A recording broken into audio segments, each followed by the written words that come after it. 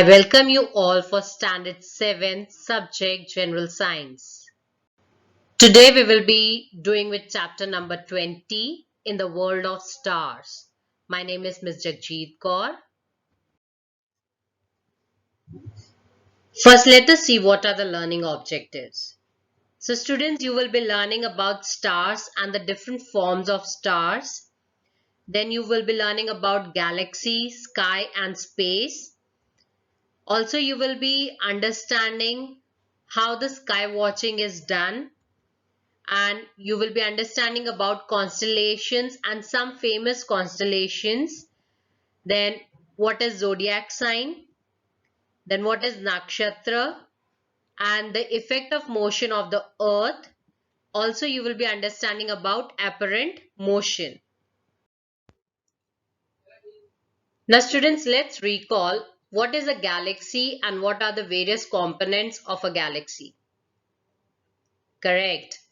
A group of countless stars and their planetary systems all together form a galaxy. It also includes nebulae, clouds of gases and dust, dead stars, newly born stars, etc. And our own solar system is located in the galaxy named the Milky Way.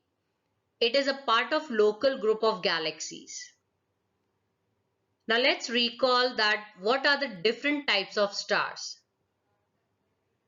Yes, the different types of stars are as follows.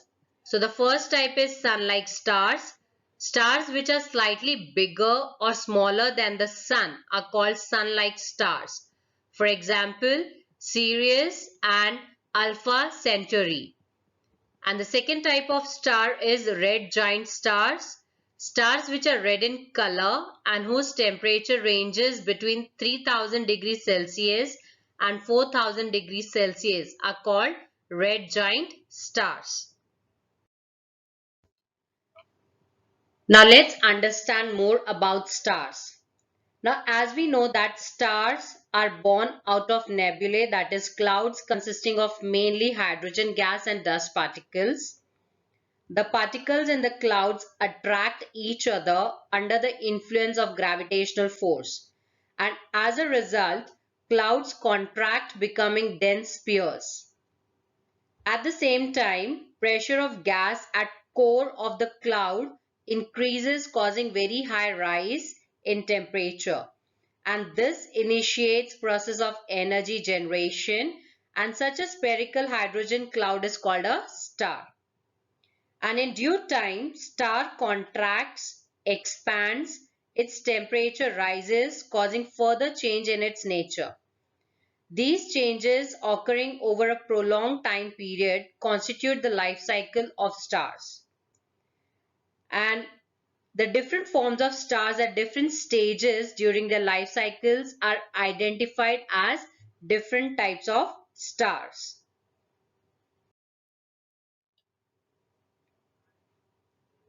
Now let's learn about galaxy. As we know that a group of countless stars and their planetary systems together form a galaxy. It also includes nebulae, clouds of gases and dust, dead stars, newly born stars, etc. And our solar system is a small part of a galaxy called the Milky Way.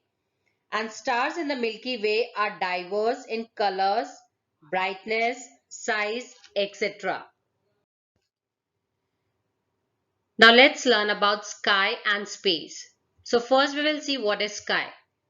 When we look at the sky on a cloudless night, standing in an open space, one sees numerous stars against dark background. And the portion of Earth's atmosphere and the portion beyond that, which can be seen in the form of a roof by naked eyes while standing on the Earth, is called the sky. Now what is space? The continuous empty space between the spheres, that is planets, stars, etc. in the sky is called space. And numerous star clusters have formed in space. It may also contain gas and dust particles. Students, now let's try this. Stand still in an open space and look into the distance. What do you notice about the ground and the sky? Now, still looking into the distance, turn around yourself and observe the ground and the sky as you do so. Correct. Far away, the sky seems to be touching the ground. The line at which the sky meets the ground is called the horizon. And while turning around oneself, the horizon will be seen to form a circle. And on looking up, the sky will appear to be a sphere based on the circle. And the stars and planets moving in the sky appear to be moving on this sphere. Now let's learn about sky watching. Now we know that when looked from a distance, the sky seems to be touching the ground, and the line at which the sky meets the ground is called the horizon. Then the stars and planets moving in the sky appear to be moving along a virtual sphere called a celestial sphere. The circular horizon divides celestial sphere into two halves, and while standing on the ground, the point on the celestial sphere exactly above our head is called the zenith. And while standing on the ground, the point on the celestial sphere exactly below our feet is called the nadir. If the axis of rotation of the earth is extended in the north and south directions, it will penetrate celestial sphere respectively at points called celestial north pole and celestial south pole. And in astronomy, the great circle which passes through both the celestial poles and the observer's zenith and nadir is called a meridian. And when Earth's equator is extended indefinitely in all directions, it will penetrate celestial sphere along a circle known as celestial equator, and it is in the same plane as the Earth's equator. And the circle describing apparent motion of the sun around the Earth is called the ecliptic. What are constellations? A group of stars occupying a small portion of celestial sphere is called constellation, and some of these appear to form certain figures and are named accordingly or on the basis of events or beliefs of ancient times. And Western observers have divided celestial sphere into 88 constellations. Now students, let's have some information about famous constellations. Now during summer nights, one can see a particular arrangement of 7 stars. We call them Saptarshi. In the month of February, this constellation rises around 8 p.m. in the northeast. It is on the meridian in the month of April and October. It sets around 8 p.m. As the name suggests, Saptarshi is a group of 7 bright stars. It is in the shape of a quadrangle with a tail made up of 3 stars. It thus resembles a kite and can be easily recognized. If we extend one side of the quadrangle, it reaches the pole star or Polaris, and different countries have different names for this constellation. In English, Saptarshi is called the Great Bear. Now the second constellation is Sarmista, which is also called as Cassiopeia. Now the constellations of Saptarshi and Sarmista or Cassiopeia are useful in locating the pole star. Sarmista is made up of 5 bright stars which are distributed along the figure of the letter M.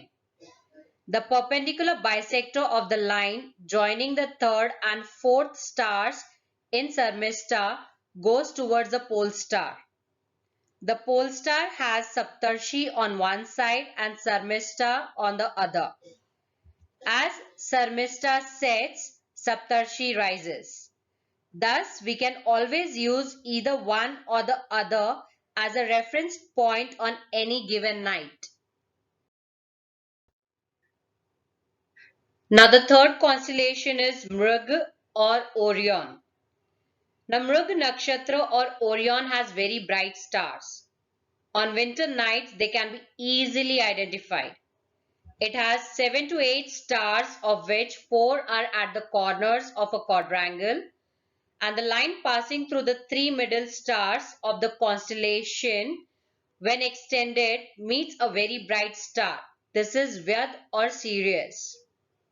Now, during the month of December, Mrug Nakshatra rises at 8 p.m. on the eastern horizon, and it is on the meridian during February and in June, and it sets around 8 p.m.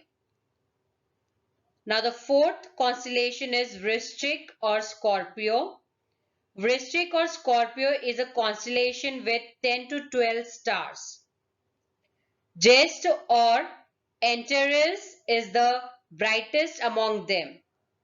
This constellation is below the equator in the sky of the southern hemisphere, and in the third week of April, it can be seen in the eastern sky a few hours after sunset. Now, let's have information about zodiac sign. Ancient Western observers divided the ecliptic into 12 equal parts, and each part subtends 30 degrees at center of celestial sphere, and each part is called as a Rashi or zodiac sign. The 12 zodiac signs are Aries, Taurus, Gemini, Cancer, Leo, Virgo, Libra, Scorpio, Sagittarius, Capricorn, Aquarius, and Pisces.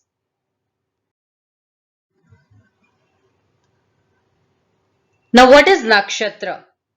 The moon takes 27.3 days to complete one revolution around the earth. The portion traversed by the moon in one day is celestial sphere is called a nakshatra. Indian astronomers have suggested 27 nakshatras, each of about 13 degrees and 20 minutes. A nakshatra is known from the brightest star called Yogatara contained by it, and the position of the earth along its orbit decides the nakshatra that can be seen during a sky watch. Now, students, you have to be careful by considering the following things before sky watching. That is, the place for sky watching should be away from the city, and it should be a new moon night preferably. Binoculars or telescopes should be used for sky watching, and identifying the pole star in the north makes the sky watch easier. Hence, the pole star should be used as a reference point for sky watch. Sky watching should begin with stars in the west as these stars set early, and a sky map should be carried and used. In a sky map, the directions east and west are shown to the right and left respectively, and the directions north and south are shown to the bottom and top of the map respectively. Now let's understand about the effect of motion of the earth. The sun, the moon and the stars are seen to rise in the east and set in the west because the earth rotates from the west to the east.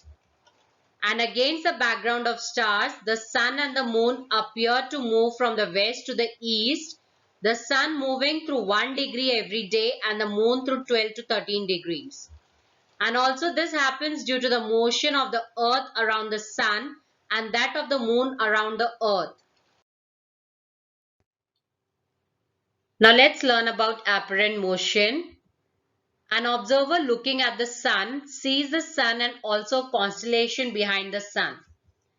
The constellation cannot be seen in bright sunlight but is present behind the sun, and as the earth changes its position, a different constellation or zodiac sign or Rashi appears behind the sun, and the sun is said to have entered that particular zodiac sign or Rashi. For example, on Makar Sankranti, it is said that the sun enters Makar Rashi, zodiac sign Capricorn. Though for an observer on the earth, the sun appears to be moving around the earth, in reality, the sun does not move. Hence, this motion of the sun is called its apparent motion and its path is called apparent path. Now let's have some information about the national institutes. In India, IUCAA, that is Inter-University Center for Astronomy and Astrophysics in Pune, carries out fundamental research in astronomy. And also planetariums named after Pandit Jawaharlal Nehru have been established at New Delhi, Bangalore, Allahabad, Mumbai, and at New English School in Pune. They present a virtual projection of various stars and constellations as if it were a sky watch. Now students, it's time to develop a scientific frame of mind. Now science has proved that the constituents of the solar system, distant stars and constellations do not have any influence of human life. In this age of science, holding on to beliefs which have been proved to be wrong through numerous scientific tests is a waste of one's time, energy and money. Hence, it is necessary to develop a scientific frame of mind. So, this was the end of the chapter. Now, let's summarize what we have learned in this chapter. So, we learned that stars are born out of nebulae, that is clouds consisting of mainly hydrogen gas and dust particles. The particles in the clouds attract each other under the influence of gravitational force, and at the same time pressure of gas at core of the cloud increases, causing very high rise in temperature, and this initiates process of energy generation, and such a spherical hydrogen cloud is called a star. A group of countless stars and their planetary systems together form a galaxy, and it also includes nebulae, clouds of gases and dust, dead stars, newly born stars, etc. The portion of Earth's atmosphere and the portion beyond that, which can be seen in the form of a roof by naked eyes while standing on the Earth, is called the sky, and the continuous empty space between the spheres, that is planets, stars, etc., in the sky is called space. When looked from a distance, the sky seems to be touching the ground. The line at which the sky meets the ground is called the horizon, and the stars and planets moving in the sky appear to be moving along a virtual sphere called as celestial sphere. The circular horizon divides celestial spheres into two halves.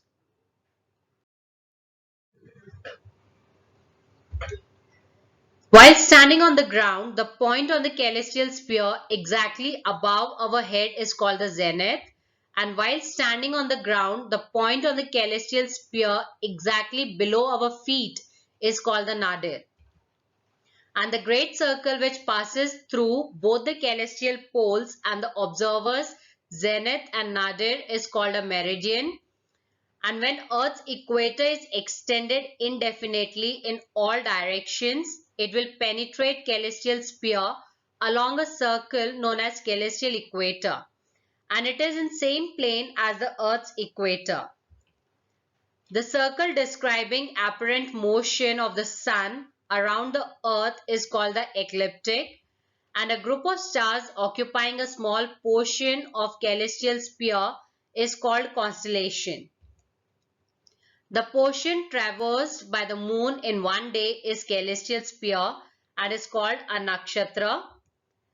Though for an observer on the earth, the sun appears to be moving around the earth, in reality the sun does not move. Hence, This motion of the sun is called its apparent motion and its path is called apparent path. Thank you, dear students.